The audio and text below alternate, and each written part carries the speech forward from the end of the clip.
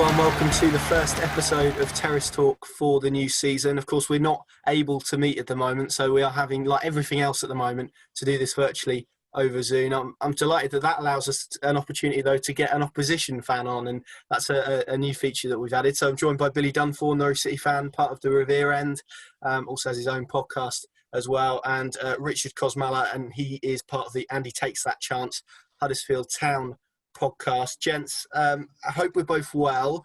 I'm going to ask you before we start about the start of the new season and perhaps the surrealness of it, because it doesn't quite feel like a new season, does it, Richard? From your perspective, how strange is it going to be starting a new season but not actually being able to be there in person? It kind of feels like, certainly from my perspective, like it's kind of passing us all by a little bit. Absolutely. It's killing me, really, to be honest with you. I'm a guy who likes to go home and away, to be honest with you. So just feels, I think we all obviously, we're delighted to get back last year, however it took, and obviously watching on iFollow and obviously your Premier Leagues then, so, watching on your platforms. But I think let's just get through to the end of that season, get it done however we can, midweek games. It was surreal. And I know, obviously, we knew COVID were never going to go. And probably in the back of our minds, we knew it was still going to be around for the start of this season. But it just makes me feel really sad that, on Saturday, the first game of any season, doesn't matter how you're feeling about your club, you're buzzing out. Yeah, normally it's in August, so the weather's good.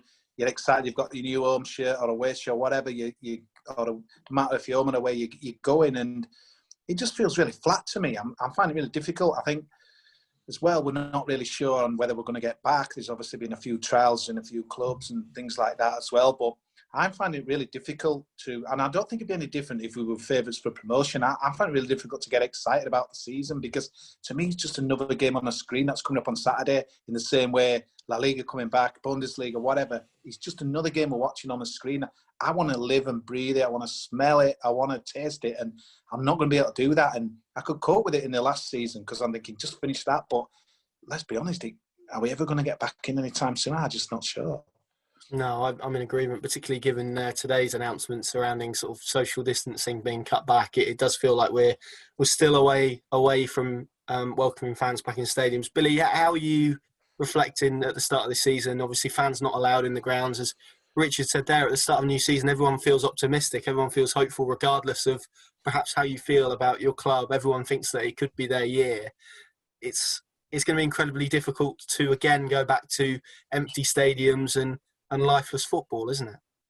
Yeah, I can certainly empathise with what Richard's saying. We all fell in love with football because of those routines that you fall into as a kid, and then maybe as an adult when you start going to the pub and having a few drinks, and it becomes more of a social aspect. I mean, I don't know, I might be alone in my opinion, but for me, like going back to Carrow Road and sitting sort of 2 meters apart from Alfie, who I usually sit with, and not being able to go to the pub with my friends, have a beer, talk about the game, sing on the Ball City, that sort of stuff.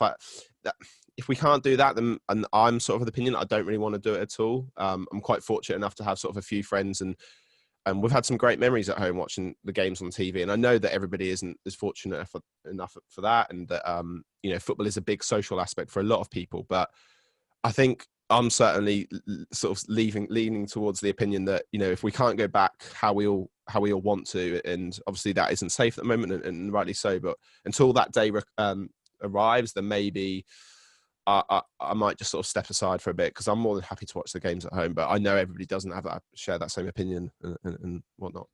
Yeah. Really, Sorry, Richard, go ahead. I think you're absolutely spot on there, mate. And I don't think clubs get this. So certainly ours, I don't think gets it.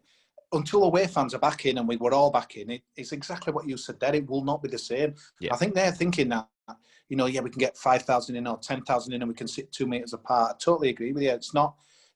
I can imagine what it's going to be like without any away fans. I mean, there'll be people probably screaming at this, thinking, yeah, it's best of a bad job. It is what it is. But I'm like with you, and I know they've tried to kind of, I don't know, maybe seduce us and bring beer to your seats and all that. But I don't want that. I just want it back as it was before. And obviously we can't. And yeah, I think it's just such a strange time. And I think the biggest thing I've noticed with the fixtures, I'm a bit of a badger. I could probably tell you the first 2 months fixtures normally of our season, because you're planning your away trips, you're planning your home games, you've got your shifts off work, etc.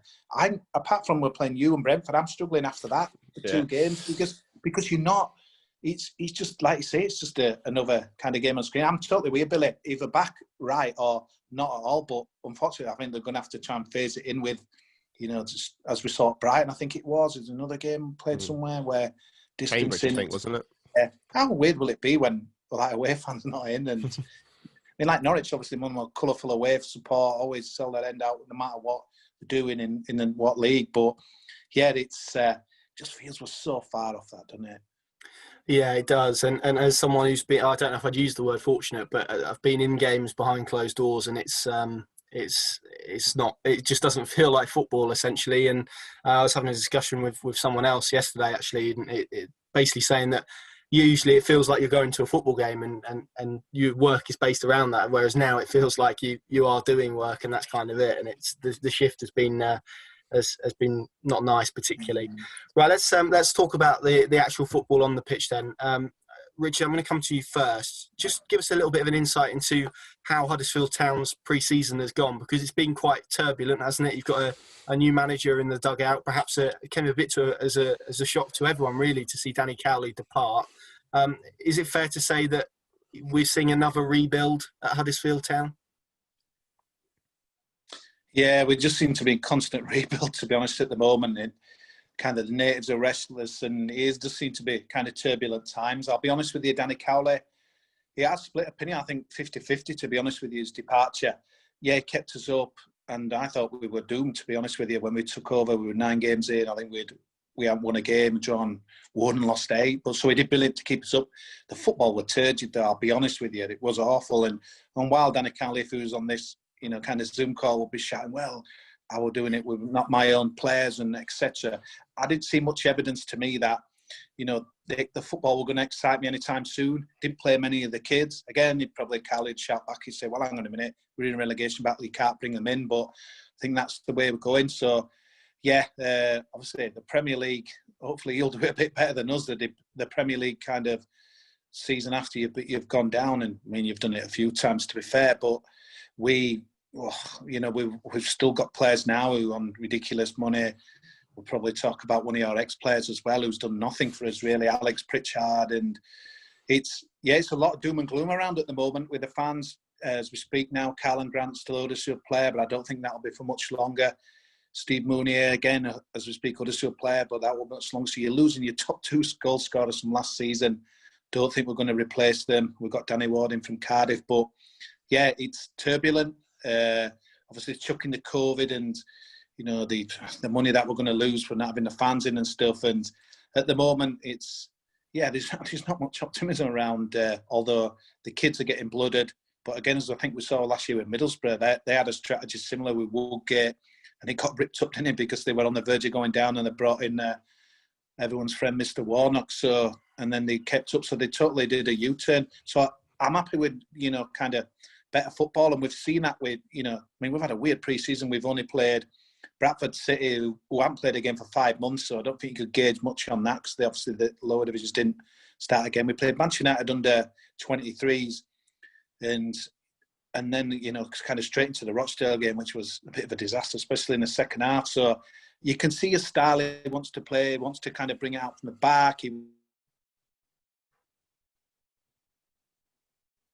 seems to be a little bit better on the evidence of 3 kind of little fixtures, but I think the squad looks so weak. It looks weaker than last year, and we only just stopped up last season. So it's it's a bit doom and gloom. But again, just the weird thing about COVID, the window's got still a good month to go. So maybe if we're having this chat, maybe if the game is just about the end of October, we maybe have got some people in, and it's a different conversation. But as I speak to you now, I can't say I'm really optimistic, especially for Saturday's game. And on the flip side of what you've just said there about squad issues, Norwich City have got 32 first team players, Billy. It's been quite a bizarre summer, hasn't it? We've seen 11 come in. We've seen only Jamal Lewis really as the major outgoing. He completed his move to Newcastle United on Monday, or was it Tuesday? Sorry, yesterday as we record this. What have you made of Norwich City's pre-season in general? I mean, pre-season is such a horrible thing to try and draw any sort of judgment from, but have you been impressed with what you've seen from Norwich City? Well, I think it was very evident the type of fixture they tried to arrange, wasn't it? I mean, they evidently didn't go for those big, they didn't try and play teams better than them because they wanted to improve that confidence. And I think that was the right decision. There's been a lot of incomings, and I think at the time of speaking, like, I'm fairly happy with all of them. Obviously, time will tell in terms of how they perform on the pitch. But I think you have to sort of applaud Stuart Webber that there's been very fast recruitment. I mean, I think pretty much only Gibson and Hugill didn't really get much of a pre-season. Hugill maybe a little bit more than Gibson, but I think we've strengthened in all the areas that we were weak in. I think it's a very valid point to make that Jamal Lewis's sale has allowed for the whole squad to be strengthened. And I was thinking about how often has a side been relegated and then been able to strengthen their squad, whether that will be the case come, October the 3rd or something, the final window shuts or around there. So whether that'll still be the case, I don't know. But at the moment, we have a far better squad than we did in the Premier League. And I think you have to be sort of hopeful because of that, you know? Can I kind of take over the presenter's role? Because the outside looking in, I was stunned how kind of it went for you last season. And obviously, you know, one or two amazing performances, Man City being one. But does it worry you a little bit? I mean, kind of thinking from our point of view, you've got a big squad. Maybe you've got players who are a bit, you know, it's good to have numbers, but we had a lot of players who no interest in playing, wanted out. Is your camp a little bit kind of different? Does it worry you with so many, you're not going to keep everyone happy and then that discontent maybe kind of festers? Maybe, yeah. Oh, go on, Connor, sorry. No, I was only going to say, I think it's really difficult to judge because obviously there's, as Billy said, with a month to go until the window shuts, you would hope that they're in a position to sort of reduce that squad. Certainly the music or the mood music that came out of the camp from Germany was that actually there was quite a decent squad harmony there, but obviously behind the scenes we'll never be privy to exactly what goes on. It is going to be very difficult, I think, for Daniel Farke to manage the squad in its current situation because they've got 32 first team players. You could quite feasibly see 10 of those not even see a minute of football in the opening 10 games. So it's going to be a very difficult and very delicate balance to strike, I think. Billy, what would you add to that? No, I completely agree. And obviously, sort of historically, Daniel Farke has like a smaller squad. Like he's never had, I mean, I'm thinking about the fullback options alone, and I don't think we've ever really had more than 2 or 3 options across both flanks. So that's going to be a new dynamic. I was thinking about this as well. Like, there's probably a player in every single position across the pitch that I wouldn't say is dispensable, but say Norwich lost 11 players across all 11 positions, I still think you'd be fairly comfortable. And that is sort of, it's quite bizarre when you think about it. But yeah, I mean, we don't know how the dynamic is going to face. I think Stuart Webber and Daniel Farke want to cover their own backs and want to make sure the club is in the best position, and they're being quite brutal in that regard. But the squad is in probably the best shape it's ever been in terms of quality since Webber arrived. But what they need to do now is trim it down, and we can talk about the sale of assets in some areas, and obviously Jamal Lewis, as you alluded to, has been sold. But for me, it's not even about that. It's about players like Dermot and Tribal and Leitner, and then maybe even, if I'm being a little bit more brutal, players like Tim Close and Marcus Stiepermann. I don't think they're good enough at the moment, which is a shame, really. But we'll see how it fares. Your point there about having 11 players missing and being able to field a fairly decent squad is probably evidenced by last week's EFL Cup game against Luton, wasn't it? Where Norwich had 17 players out, I think 21 if you include injury suspensions and those out of favour, and still were able to field, certainly on paper, which looked like a decent side. Before we touch upon Norwich City's EFL Cup game, though, Richard, I thought I'd come to you first because Huddersfield Town also lost in the EFL Cup. I'm sorry to bring this up for you, against Rochdale, who have been sort of widely tipped for relegation in League One. So on the surface, perhaps not a particularly great result. What went wrong for the Terriers last weekend? Why did that game go so badly for your side? Yeah, real disappointment, really, because, again, just weird pre-season games, Manchester United under-23s and the Bradford team. So we kind of went into that first test, like you said, they're one of the favourites to go down for League One. I think the worrying thing for me, most of all, you could see a little bit of identity that, as new manager had kind of slapped on the team in the first 2 friendlies. Once kind of Rochdale, Preston, Harry, that soon went out of the window, and we were kind of left with what we saw last season. Typical Achilles heel. The goal was a set piece. The keeper, wasn't really to kind of blame on that, but he's been really poor for us.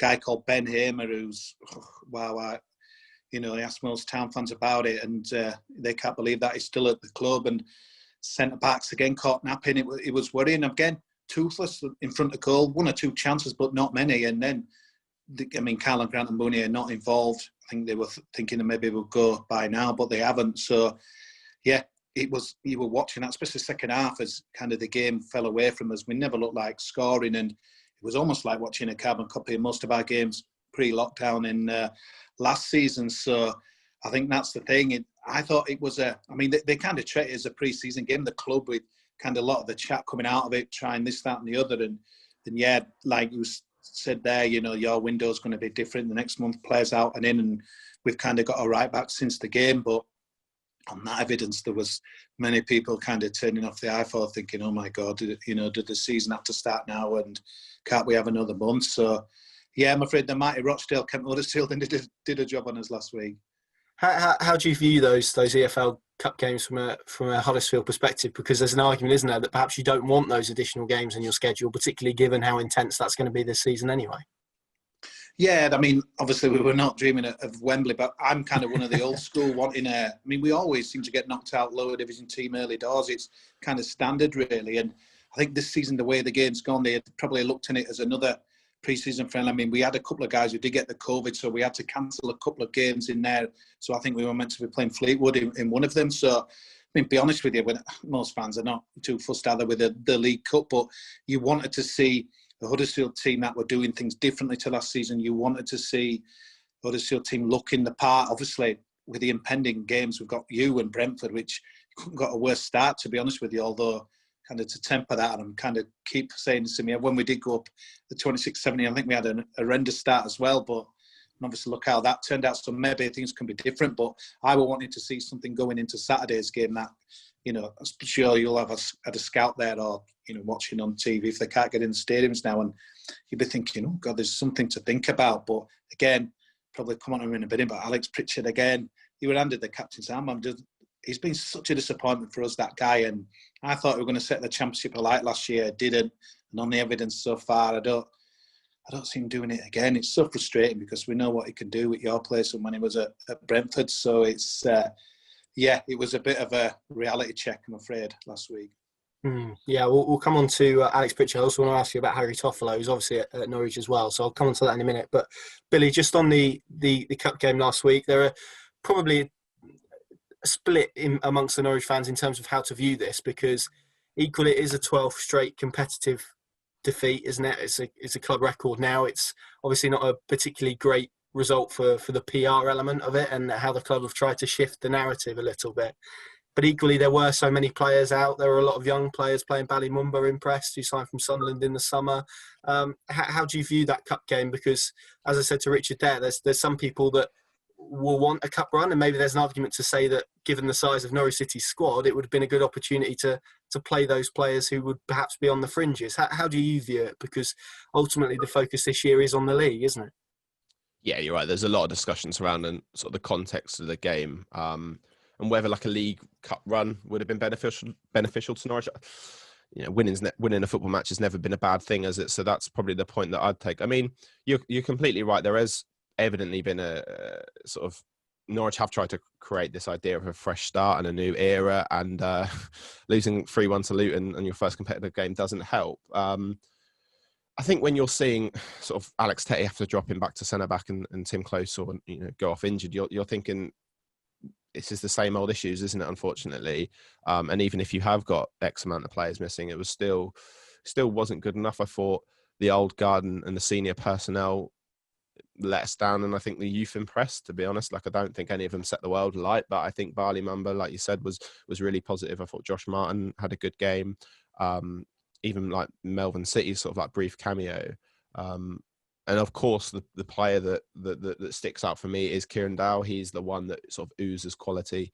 He really appears, there's a lot that Norwich is on a few different sort of type of players. You've got the Ballymambas and the McCallums who are at a younger age, and you've got the Hugels and the Ben Gibsons who are probably a little bit older. But for me, Kieran Dow seems to be that perfect blend of being at that right age. He's had enough championship loans to know what this league is about, and he's coming into not necessarily his peak, but this is where he needs to make this step, doesn't he? And he needs to prove to himself that he is the player that we all thought he would be, sort of in terms of his reputation. And I was so impressed with Kieran Dowell, especially sort of playing out of position somewhat. I thought he was excellent, to be honest.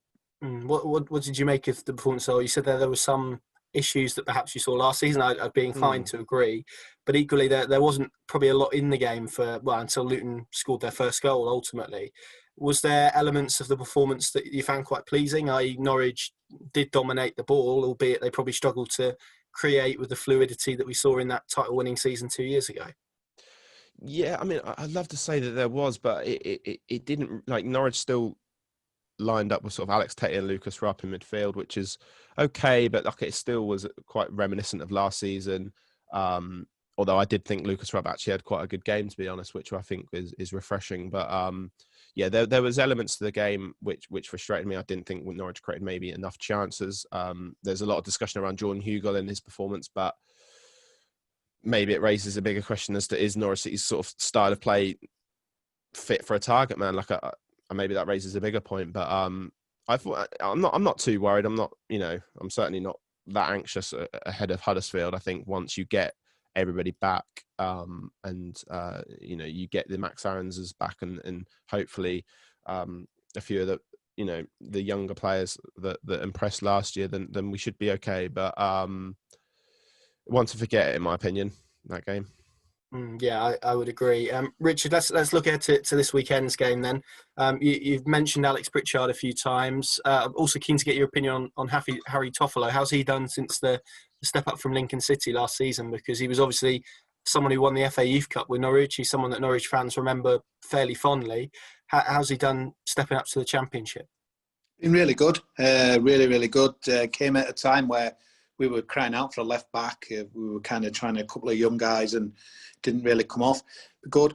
Yeah, definitely. Going forward seems to be a strength, and that I think Cobra and the new coach likes his fullbacks to get forward. So I think he's going to enjoy playing under him. I think the only development area really is defensively. It's really weird, isn't it, being a fullback these days? They're almost kind of wingers out there. So Toffolo loves getting forward. A lot of the times, he, kind of maybe get caught out. So that's something to work on. But yeah, definitely a tick. And one of the big positives really in a pretty grim season for Huddersfield Town, Harry Toffolo's signing. And he's really good on little things like social media as well. He seems to be, good character, really positive person and things. And I think that kind of stuff endears him to the fans as well. And see, we've stolen Lincoln's chant off him when we remember them days when we could go in stadiums and chant. But yeah, so no, good player, mate, and it'd be fascinating to see how he develops this year under the new boss.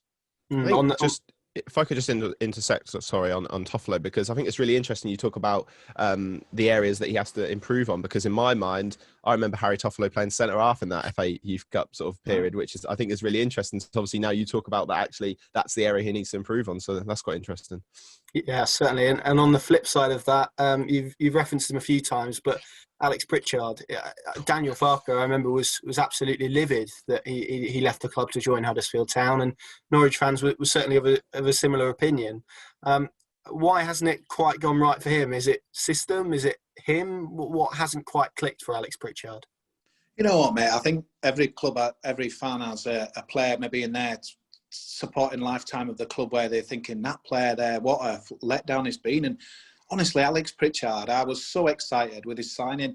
To be fair, obviously came in the Premier League and we was on that downward curve in that first season, and he's hit the ground running really well. I remember a game against Bournemouth where he scored, he looked the part, playing in that kind of hole where he's really, really good. But it's never really happened, since then. I think, you'll know him better than us, but he's kind of a niche player that needs to be, they need to play to his strengths. We've played him out wide a lot, which I don't think is his forte. Maybe he'll play kind of as a 10 in this new style, but for one thing or another, it's just not happened. He's played a lot of times on the bench. It's hard to, I'm not a big body language connoisseur, but there's times you look at him and think, is he really up for the battle, especially last season? And it's clear that, he came with such a price tag, and everyone that we spoke to that we can't believe we've got him. And to be fair, that first season, he was good.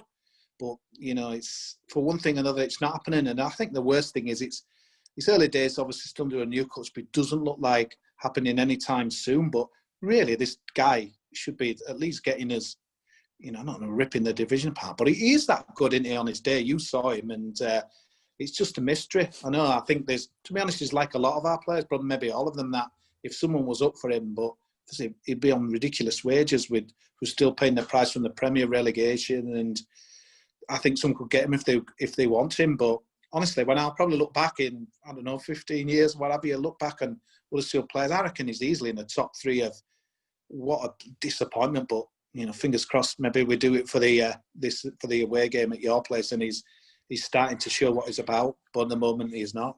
Yeah, you tend to. Well, Norwich fans have a saying, don't they, Billy? Along come Norwich. There's actually a fan group that's named that, and it's basically the idea of it is that these players tend to break their runs and tend to impress when they haven't perhaps done so well against Norwich. So it's going to be intriguing to see how he gets on. Billy, that just to get your point quickly on Alex Pritchard, that doesn't sound like the Alex Pritchard that perhaps Norwich fans were used to seeing, because I think overall Norwich fans were pretty impressed with him when he played at Carrow Road.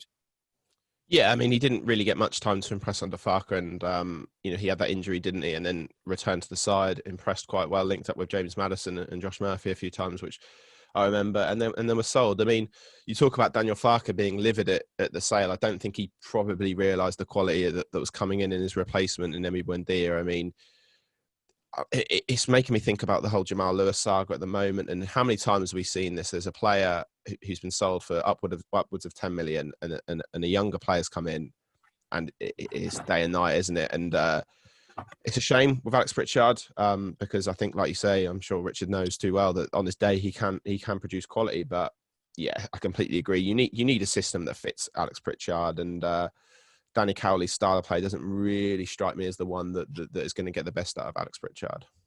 Yeah, I'd be inclined to agree. And it's a nice segue you've given me there to ask Richard about Stuart Webber and perhaps what he makes of him, because it was a fairly, I don't know if controversial is the right word, but maybe certainly a little bit of a shock. Certainly this side of the fence when Stuart Webber sort of rocked up at Norwich as sporting director. What sort of impact did he have at Huddersfield? And have you noticed, hindsight's a wonderful thing, isn't it? But have you noticed the club moving a different direction since he left? Because it kind of feels like, and again, maybe this is harsh, and from the outside, it kind of feels like Huddersfield maybe have regressed in the last couple of years.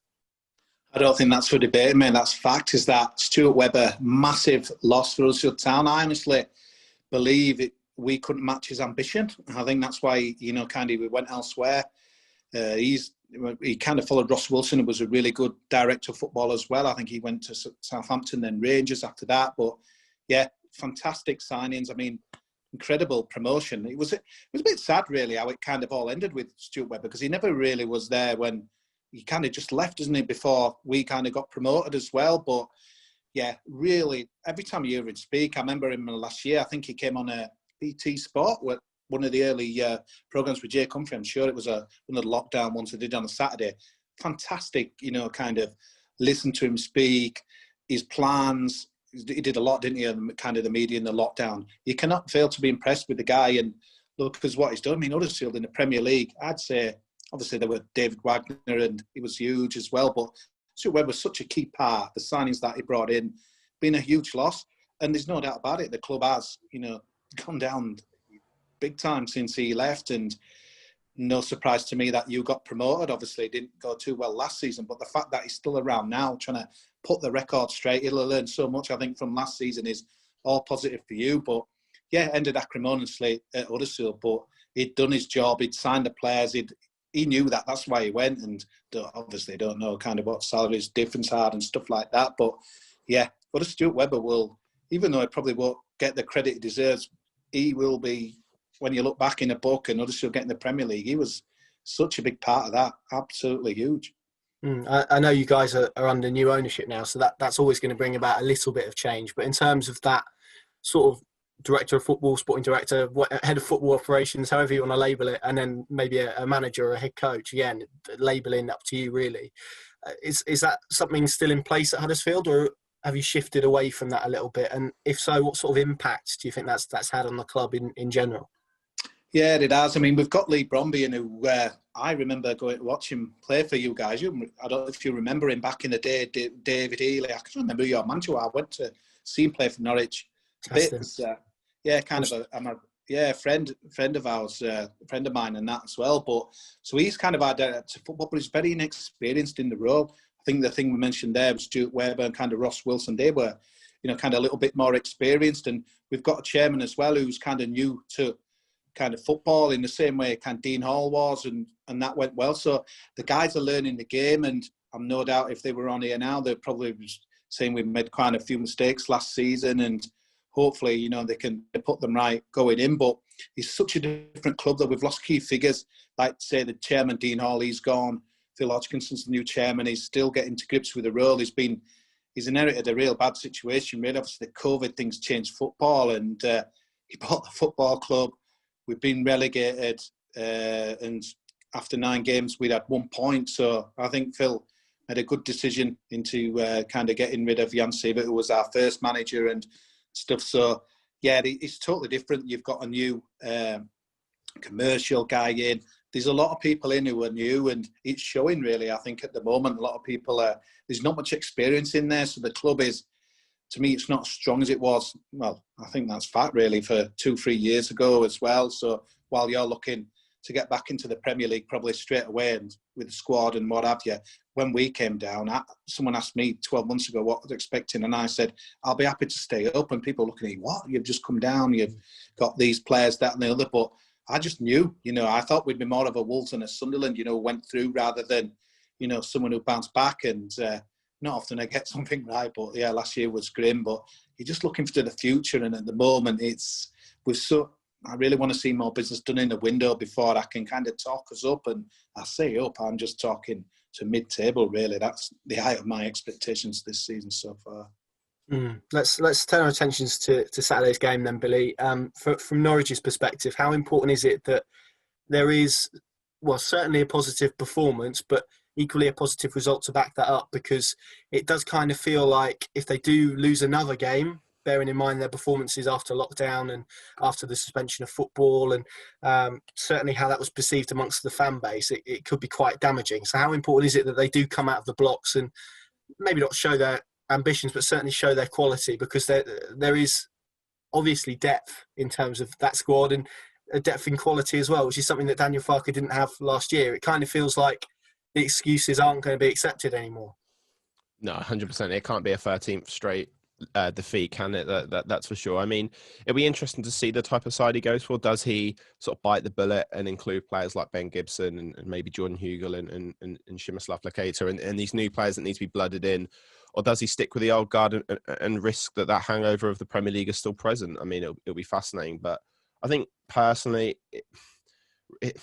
Norwich probably do need a result, but I think more importantly, they need a performance. But we need to see how this side has progressed over the last few weeks and what's going to be different this campaign. Because personally, I think there's a lot of talk about how Norwich are going to get promoted rather than if Norwich are going to get promoted. And that's a little bit premature for my liking. I think Norwich needs to look at the bigger picture. You can see what has happened to a side like Huddersfield, and Richard will sort of reference that. I mean, Norwich need to think about the long bigger term picture and make sure that when they do return to the Premier League, when however many seasons time that will be, that it's the right setup and the structure is there, because I think that's the most important thing for me. And just in terms of this weekend, how difficult is it going to be for Norwich to prepare for a Huddersfield team with a new head coach in Carlos Corberán, who we sort of touched upon, but someone who's part of Marcelo Bielsa's backroom staff at Leeds, essentially? It's going to be a little bit of planning for the unexpected. Yeah, you almost wonder if it's worth watching highlights of Leeds last season as opposed to watching Huddersfield, because, I mean, I don't want to put them in the same boat. It's a bit like the Arteta-Guardiola saga and discussion, isn't it? I mean, I don't know how similar they are. I don't think even Richard would probably know. So it'll be interesting. Farke probably won't really know what to expect. And you compare that to Norwich, and Farke's entering his 4th season.